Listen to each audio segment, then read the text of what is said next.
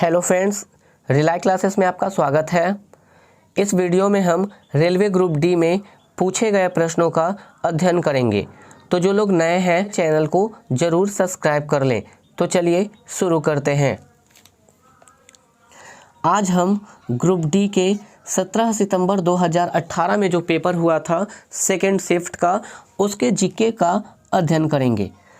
पहला हमारा क्वेश्चन है, मधुमक्खी के डंक का इलाज करने के लिए के घोल का उपयोग किया जाता है। मतलब मधुमक्खी के डंक का इलाज करने के लिए किस चीज़ के घोल का उपयोग किया जाता है। ए में आपका है नींबू का रस, बी में है दूध, सी में है सिरका और डी में है बेकिंग सोडा। तो इसका आंसर आपका हो जाएगा option number D, baking soda, क्योंकि मधुमक्खी के डंक का इलाज करने के लिए बेकिंग सोडा के घोल का उपयोग किया जाता है। अब अगर इनसे संबंधित अन्य प्रश्नों को देखें तो मधुमक्खी के बारे में आपका एक क्वेश्चन पूछा जाता है कि मधुमक्खी पालन के अध्ययन को क्या कहा जाता है। मधुमक्खी पालन के अध्ययन को क्या कहा जाता है, तो आपका इसका आंसर होगा एपीकल्चर। और फिर बेकिंग सोडा यानी खाने वाला सोडा का कभी कभी सूत्र भी पूछ लिया जाता है। तो ध्यान रखिएगा, खाने वाला सोडा यानी बेकिंग सोडा का रासायनिक नाम सोडियम बाइकार्बोनेट है, जिसका सूत्र NaHCO3 होता है। NaHCO3 होता है। चलिए दूसरे प्रश्न पे आते हैं। दूसरा हमारा प्रश्न है, डैश एक प्रस्वेदी यौगिक है। एक प्रस्वेदी यौगिक कौन है? पहला हमारा है सल्फ्यूरिक अम्ल, दूसरा है मैग्नीशियम क्लोराइड, तीसरा फास्फोरस पेंटॉक्साइड और चौथा कली चूना।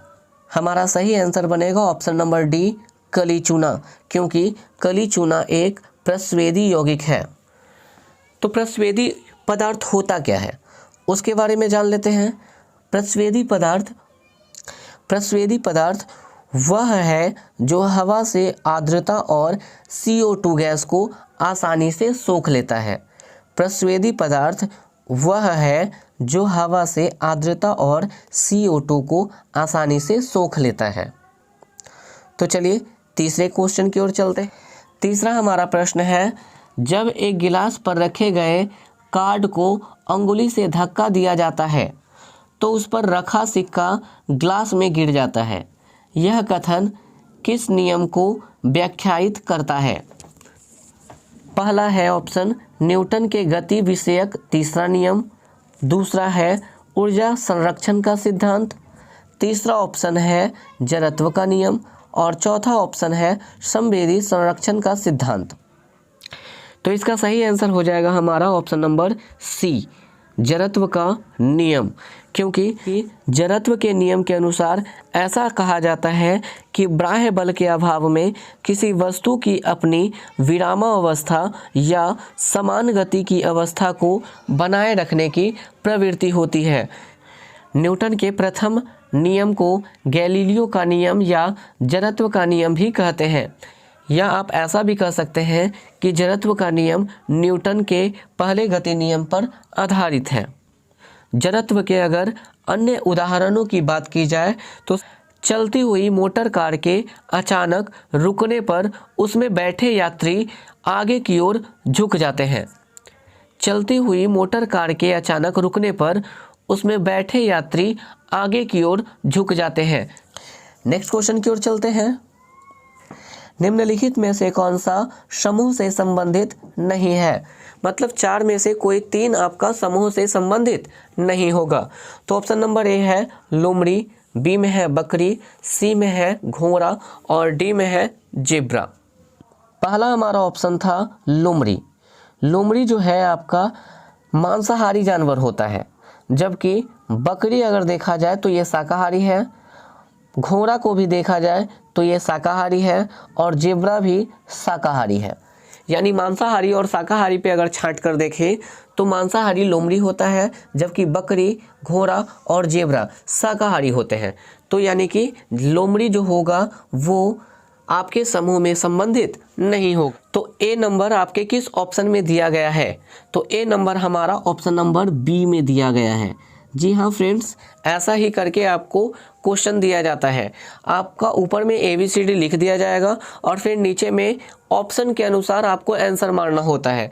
तो इसका आंसर होगा ऑप्शन नंबर बी, जिसमें दिया गया है ए, और ए में आपका है कौन सा, लोमड़ी। तो लोमड़ी आपका इसका आंसर बनेगा। नेक्स्ट क्वेश्चन की ओर चलेंगे। अगला क्वेश्चन है हमारा, बॉम्बे स्टॉक एक्सचेंज यानी BSE किस वर्ष स्थापित किया गया था? बॉम्बे स्टॉक एक्सचेंज यानी BSE किस वर्ष स्थापित किया गया था? ऑप्शन नंबर ए है 1960, बी में है 1920, सी में है 1875 और डी में है 1947। तो इसका हमारा आंसर हो जाएगा ऑप्शन नंबर सी, 1875, क्योंकि बॉम्बे स्टॉक एक्सचेंज यानी BSE की स्थापना 1875 ईस्वी में हुआ था। और BSE के बारे में और बात की जाए तो BSE यानी बॉम्बे स्टॉक एक्सचेंज एशिया का सबसे पुराना स्टॉक एक्सचेंज है। इसका पुराना नाम स्टॉक एक्सचेंज मुंबई था, जिसे 2002 में बदलकर BSE यानी बॉम्बे स्टॉक एक्सचेंज कर दिया गया। BSE की अगर चर्चा की जाए तो BSE के शेयर बाजार को दलाल स्ट्रीट कहा जाता है। अगर बात किया जाए विश्व के सबसे बड़ा शेयर बाजार का, तो विश्व का सबसे बड़ा शेयर बाजार न्यूयॉर्क का शेयर बाजार है। विश्व का सबसे बड़ा शेयर बाजार न्यूयॉर्क का शेयर बाजार है और न्यूयॉर्क के शेयर बाजार को वॉल स्ट्रीट कहा जाता है। न्यूयॉर्क के शेयर बाजार को वॉल स्ट्रीट कहा जाता है। तो चलिए नेक्स्ट क्वेश्चन की ओर चलते हैं।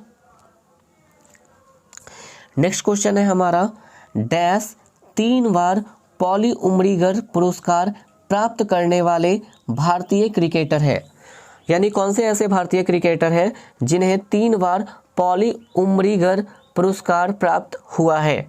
ऑप्शन में है MS धोनी, विराट कोहली, रवि शास्त्री और सचिन तेंदुलकर। तो इसका आंसर हो जाएगा हमारा ऑप्शन नंबर बी, यानी विराट कोहली। विराट कोहली 3 बार पॉली उमरीगर पुरस्कार प्राप्त करने वाले पहले भारतीय क्रिकेटर हैं। नेक्स्ट क्वेश्चन की ओर चलते हैं। अगला हमारा क्वेश्चन है, परमाणु के भीतर न्यूट्रॉन द्वारा प्रोटॉन पर आरोपित बल कहलाता है। परमाणु के भीतर न्यूट्रॉन द्वारा प्रोटॉन पर आरोपित बल कहलाता है। ए में है ऑप्शन ज्वारीय बल, बी में है वैद्युत स्थैतिक बल, सी में है गुरुत्वाकर्षण बल और डी में है नाभिकीय बल। तो इसका हमारा आंसर हो जाएगा ऑप्शन नंबर डी, नाभिकीय बल। यानी परमाणु के भीतर न्यूट्रॉन द्वारा प्रोटॉन पर आरोपित बल नाभिकीय बल कहलाता है। और नाभिकीय अभिक्रिया की अगर बात की जाए तो नाभिकीय अभिक्रिया 2 प्रकार के होते हैं, एक नाभिकीय संलयन और एक नाभिकीय विखंडन। क्वेश्चन ये भी आता है कि हाइड्रोजन बम और परमाणु बम किस संलयन पर आधारित है? तो परमाणु बम नाभिकीय विखंडन पर आधारित है, जबकि हाइड्रोजन बम नाभिकीय संलयन पर आधारित होता है। और इस सूर्य में भी ऊर्जा का मुख्य स्रोत नाभिकीय संलयन को ही माना गया है। तो चलिए नेक्स्ट क्वेश्चन की ओर चलते हैं। अगला हमारा क्वेश्चन है, कौन सा उत्तक पौधे को कठोर और दृढ़ बनाता है? कौन सा उत्तक पौधे को कठोर और दृढ़ बनाता है? ए में ऑप्शन दिया गया है जाइलम, बी में है कोलेनकाइमा, सी में है स्क्लेरेनकाइमा और डी में है पैरेनकाइमा। तो इसका आंसर हो जाएगा हमारा ऑप्शन नंबर सी, स्क्लेरेनकाइमा, क्योंकि स्क्लेरेनकाइमा जो उत्तक होता है पौधे में, यह पौधे को कठोर और दृढ़ बनाता है।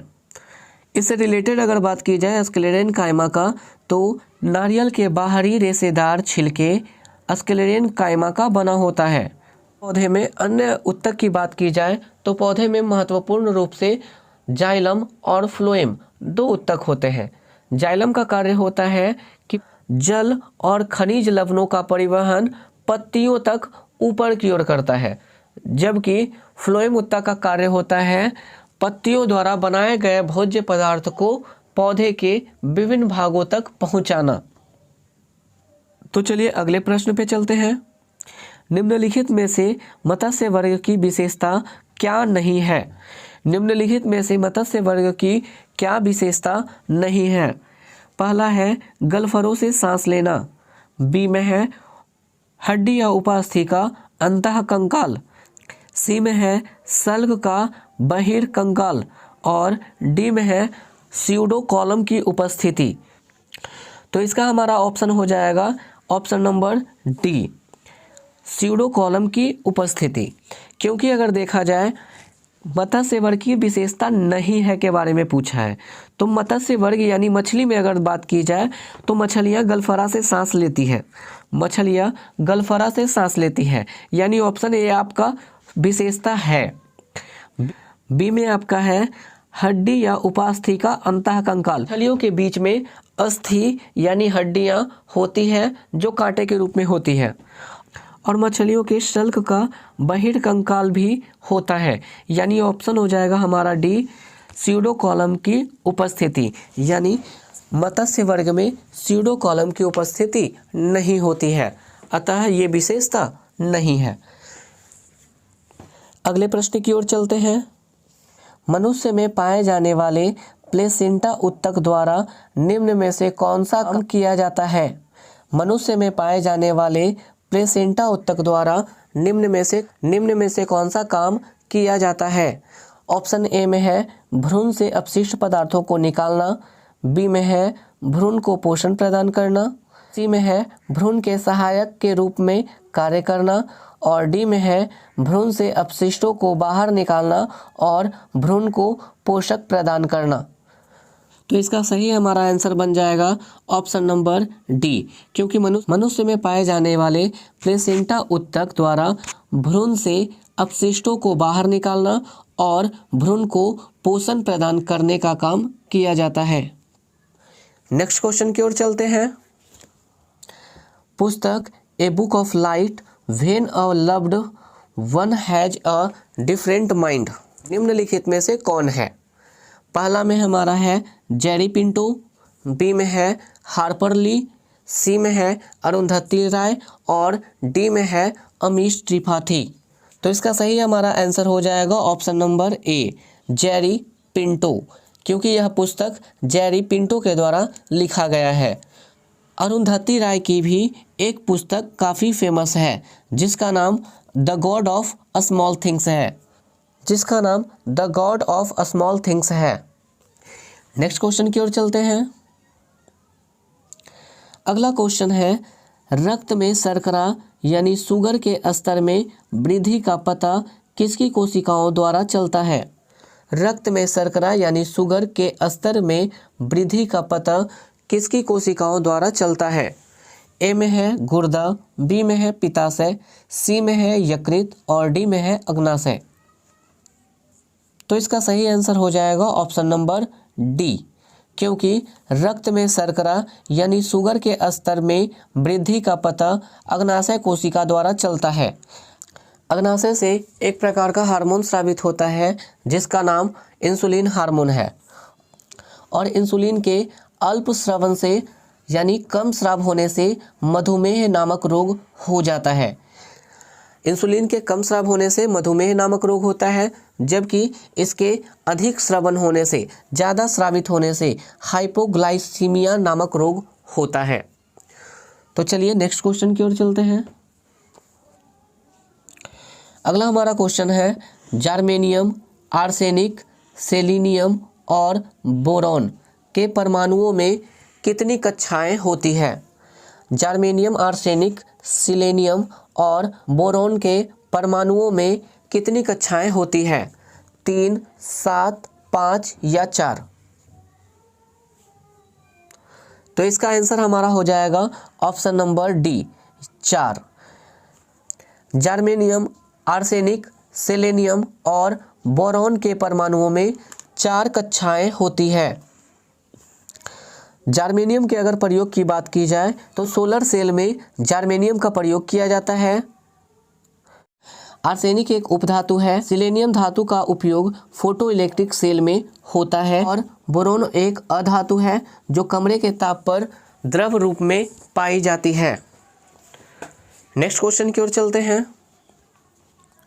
भारतीय रेलवे ट्रैक्स को डबल करने और उनके विद्युतीकरण के साथ ही साथ हाई डेंसिटी कॉरिडोर बनाने और उनकी क्षमता को बढ़ाने के लिए भारत सरकार ने किसके साथ 120 मिलियन डॉलर के ऋण अनुबंध पर हस्ताक्षर किए हैं? ए में है अंतर्राष्ट्रीय मुद्रा कोष, बी में है यूरोपियन बैंक, सी में है अफ्रीकन विकास बैंक और डी में है एशियन डेवलपमेंट बैंक। तो आपका आंसर हो जाएगा ऑप्शन नंबर डी, एशियन विकास बैंक। क्योंकि भारतीय रेलवे ट्रैक्स को डबल करने और उनके विद्युतीकरण के साथ साथ हाई डेंसिटी कॉरिडोर बनाने के लिए और उनकी क्षमता बढ़ाने के लिए एशियन डेवलपमेंट बैंक से ही 120 मिलियन डॉलर ऋण अनुबंध पर हस्ताक्षर किया था। एशियन डेवलपमेंट बैंक की अगर बात किया जाए यानी एडीबी के बारे में अगर बात किया जाए, एडीबी की स्थापना 1966 ईस्वी में किया गया था और जनवरी 1967 से यह कार्य करना प्रारंभ किया। एडीबी की अगर मुख्यालय की बात की जाए तो एशियन विकास बैंक का मुख्यालय फिलीपींस के मनीला में है, फिलीपींस के मनीला में है। नेक्स्ट क्वेश्चन की ओर चलते हैं। अगला क्वेश्चन है 1939 में सुभाष चंद्र बोस द्वारा शुरू की गई पार्टी का क्या नाम था? 1939 में सुभाष चंद्र बोस द्वारा शुरू की गई पार्टी का क्या नाम था? ए में है आपका भारतीय सोशलिस्ट पार्टी, बी में है आज़ाद बंगाल फौज, सी में है भारतीय कम्युनिस्ट पार्टी और डी में है ऑल इंडिया फॉरवर्ड ब्लॉक। तो इसका आंसर हो जाएगा ऑप्शन नंबर डी। 1939 ईस्वी में सुभाष चंद्र बोस द्वारा शुरू की गई पार्टी का नाम ऑल इंडिया फॉरवर्ड ब्लॉक था और फॉरवर्ड ब्लॉक की स्थापना मई 1939 ईस्वी में किया गया था सुभाष चंद्र बोस के द्वारा। सुभाष चंद्र बोस की अगर अन्य बातों को देखा जाए तो वो सुभाष चंद्र बोस 1938 ईस्वी में हरिपुर कांग्रेस और 1939 ईस्वी में त्रिपुरी कांग्रेस अधिवेशन के अध्यक्ष बनाए गए थे। चलिए नेक्स्ट क्वेश्चन की ओर चलते हैं। अगला हमारा प्रश्न है धातुओं की विद्युत प्रतिरोधकता का सही क्रम चुनें। धातुओं की विद्युत प्रतिरोधकता का सही क्रम चुनें कि किस धातु का सबसे अधिक प्रतिरोधकता होता है। तो इसका सही क्रम होगा ऑप्शन नंबर सी। सबसे ज़्यादा जो प्रतिरोधकता होता है वो हमारा Hg यानी पारा का होता है। इसके बाद निकेल यानी Ni का होता है। इसके बाद टंगस्टन का होता है जिसका संकेत W है और सबसे कम प्रतिरोधकता वाला धातु Ag है यानी चांदी है। चांदी विद्युत का सबसे सुचालक तत्व होता है। अगले प्रश्न की ओर चलते हैं। अगला प्रश्न है चंद्रमा पर किसी वस्तु का भार पृथ्वी पर उस वस्तु के भार का होता है। चंद्रमा पर किसी वस्तु का भार पृथ्वी पर उस वस्तु के भार का कितना होता है? 1/6, 1/2, 1/5 या दोनों बराबर। इसका सही आंसर हो जाएगा हमारा ऑप्शन नंबर ए 1/6, क्योंकि चंद्रमा पर किसी वस्तु का भार पृथ्वी पर उस वस्तु के भार का 1/6 होता है। और एक चीज ध्यान रखिएगा, स्थान में परिवर्तन के साथ द्रव्यमान में परिवर्तन नहीं होता, केवल और केवल भार में अंतर जरूर आता है।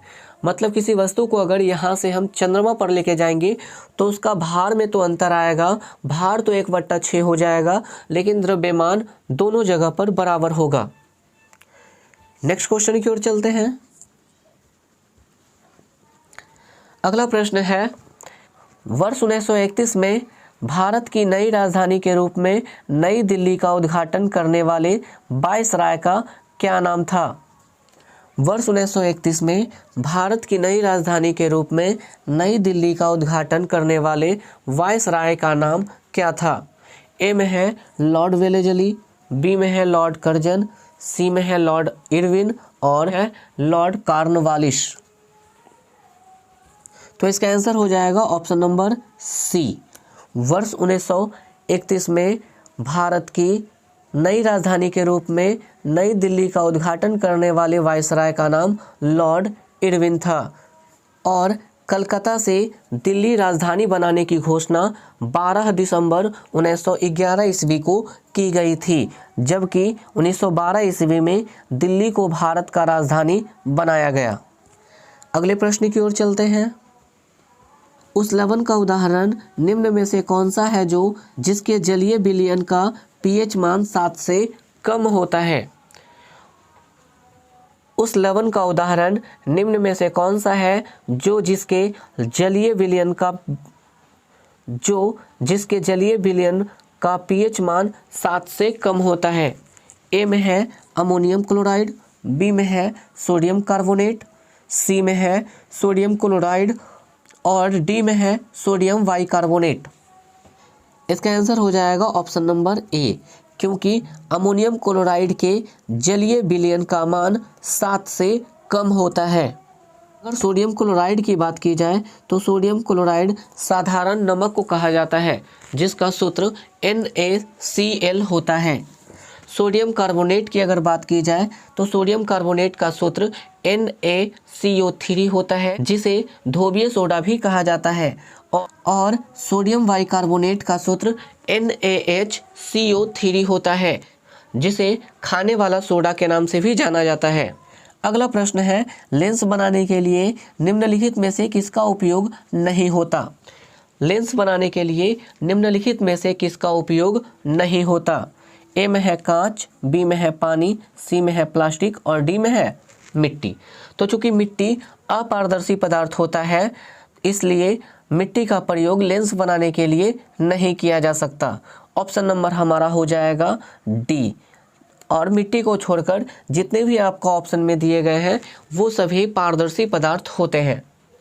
तो अगले प्रश्न की ओर चलते हैं। निम्नलिखित में से कौन सबसे पहली महिला वकील है जिसको सीधे उच्चतम न्यायालय के न्यायाधीश के रूप में नियुक्त किया गया है? निम्नलिखित में से सबसे पहली महिला वकील है जिसको सीधे उच्चतम न्यायालय के न्यायाधीश के रूप में नियुक्त किया गया है। ऑप्शन नंबर ए है मीनाक्षी अरोड़ा, बी में है इंदु मल्होत्रा, सी में है बृंदा ग्रोवर और डी में है मेनका गुरुस्वामी। तो इसका आंसर हमारा हो जाएगा option number B, Indu Malhotra. Indu Malhotra सबसे पहली महिला वकील है जिसको सीधे उच्चतम न्यायालय के न्यायाधीश के रूप में नियुक्त किया गया है। वही अगर बात की जाए सुप्रीम कोर्ट के न्यायाधीश जो प्रथम महिला बनी, उसका नाम फातिमा बीबी था।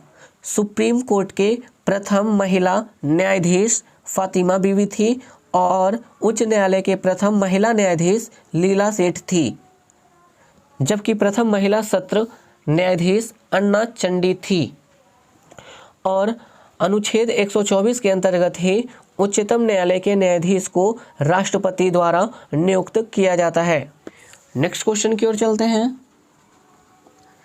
अगला क्वेश्चन है, गारो पहाड़ियाँ कहाँ स्थित है? मेघालय में, नागालैंड में, मिजोरम में या असम में? तो इसका आंसर हो जाएगा ऑप्शन नंबर ए, गारो पहाड़ियाँ मेघालय में स्थित है। और मेघालय में 3 पहाड़ियाँ महत्वपूर्ण है, गारो, खासी और जयंतिया। और अगर अन्य पहाड़ियों की बात की जाए तो नीलगिरी पहाड़ियाँ तमिलनाडु में पाई जाती है और अरावली की पहाड़ियाँ राजस्थान में पाई जाती है। कभी कभी क्वेश्चन हमारा देता है कि नीलगिरी पहाड़ियाँ किस राज्य में है, तो तमिलनाडु में होगा। और अरावली पर्वत के बारे में अगर पूछा जाए कि अरावली की पहाड़ियाँ कहाँ है, तो अरावली की पहाड़ियाँ राजस्थान में है। नेक्स्ट क्वेश्चन की ओर चलते हैं। अगला हमारा प्रश्न है, धातुओं के किस गुण के कारण उनके पत्तर यानी फॉइल बनाने में आसानी होती है?